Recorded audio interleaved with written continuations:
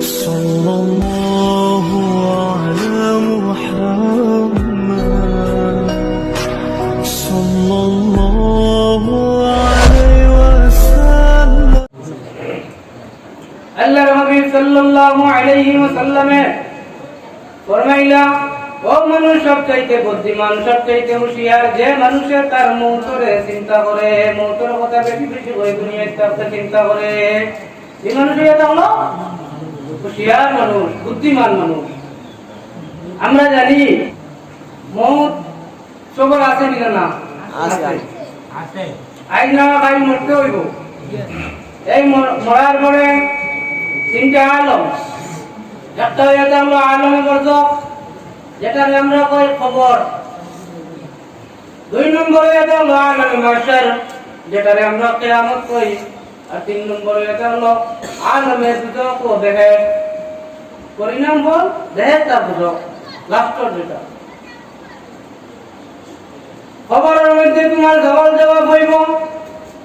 সওয়াল জবাব হওয়ার পরে যদি আপনি বালা সওয়াল দিতে জবাব দিতে পারেন, তাহলে আপনার কবরের আলম থেকে মাফ করিয়া এই বাকি পরীক্ষা এখানে বাস করে যাইবা। আবার হয়েছে দুইটা, একটা হয়ে যাবো কিয়ামতের দিন, যেটা আলমে মাহশর কওয়া হয়। যেদিন তোমার হিসাব নিকাশ লাগা হইব, যেদিন তোমার আল্লাহ তাবারক ওয়া তাআলা হিসাব নিকাশ করিয়া তোমার পরিণাম ফল তোমার রেজাল্ট দিবা। তিন নম্বরে এটা হলো দেহের বুঝক। আই কিয়ামতের দিন হিসাব নিকাশ করার লাগিয়া, সবে সুপারিশ করার লাগিয়া দোয়া করবা। সব নবী আপনি আঠুর বলে বন্দিয়া খান দিবা আর বলিবা নফসি নফসি নফসি। কিন্তু একজন দরদি নবী, মায়ার নবী মুহাম্মদ আরবি সাল্লাল্লাহু আলাইহি ওয়াসাল্লাম শুধুমাত্র একটা ওয়াদা করবে যে রব্বি হাবলি উম্মতি, রব্বি হাবলি উম্মতি। একটা হাদিস আপনাদের সম্মুখে কইতাম দেখা। حضرت انس رضي الله تعالى عنه قال قال رسول الله صلى الله عليه وسلم قال سألت النبي صلى الله عليه وسلم أن يشفع لي يوم القيامة إلى آخر.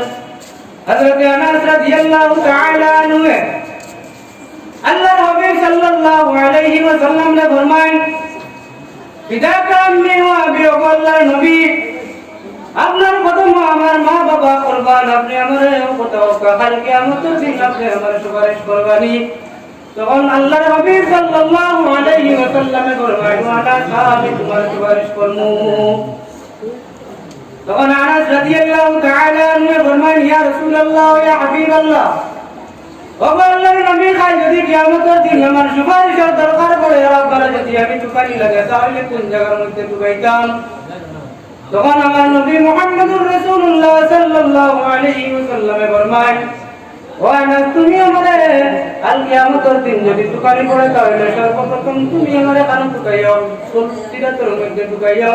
হযরত আনাস রাদিয়াল্লাহু তাআলা আনহু জিজ্ঞাসা, ইয়া রাসূলুল্লাহ, যদি কালকে সিরাতের মধ্যে যদি না পাই, তাহলে কোন জায়গার মধ্যে টুকাইতাম?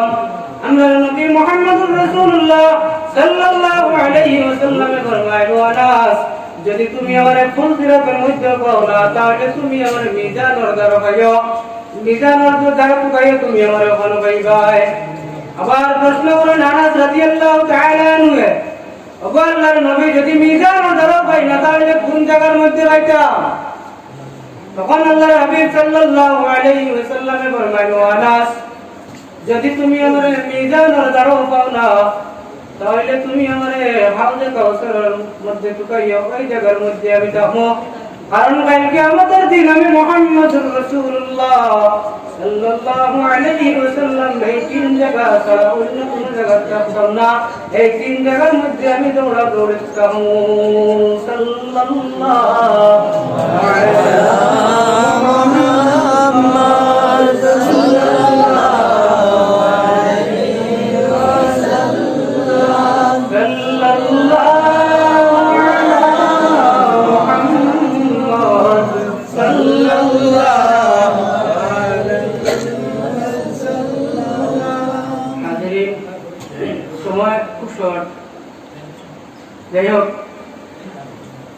যা কইছি আল্লাহ তাবারক ওয়া তাআলা যেন কবুল করতা, আমার বেশি বেশি করে আমল করবার তৌফিক দান করতা আপনারা।